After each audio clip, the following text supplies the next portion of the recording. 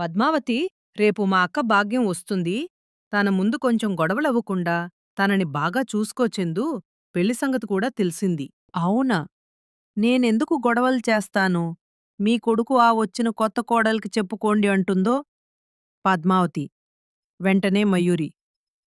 నీ పిలుస్తుంది. మయూరీ! మయూరీ! ఏంటి అత్తమ్మా? రేపు మీ భాగ్యం అత్త వస్తుందంట. అవునత్తమ్మా. ఇప్పుడొస్తుంది. అసలే ఈ చందు పెళ్ళి.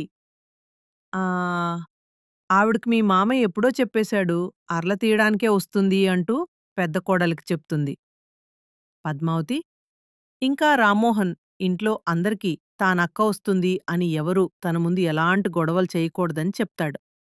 ఏంటి పద్మావతి, ఎలా ఉన్నావు? బావున్నాక్క. నువ్వెలా ఉన్నావు? చాలా రోజులకొచ్చావు మయూరి.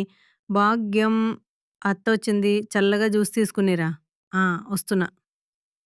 ఇదిగోండి అత్తా. ఎలా ఉన్నారు? బావున్నా. ఏంటక్కా, ప్రయాణం జరిగిందా? ఎన్ని రోజులయిందో ఇప్పుడు గుర్తొచ్చాను నీకు అంటూ బాధపడతాడు రామ్మోహన్. అదేం లేదురా, నాకెవరున్నారు మీరు తప్ప. నా ఆరోగ్యము బాగా ఉండడం లేదు. నాకేమో పిల్లలు లేరు. ఏం చెయ్యాలి చెప్పు అలా అనొద్దక్క. నా పిల్లలు లేరు. అందుకే నా ఆస్తి ఇద్దరికిద్దామనే వచ్చాను. చందు కూడా పెళ్ళయింది అన్నావు. ఒక్కసారి ఆ అమ్మాయి స్వభావం చూసి నిర్ణయం తీసుకోవాలని వచ్చాను.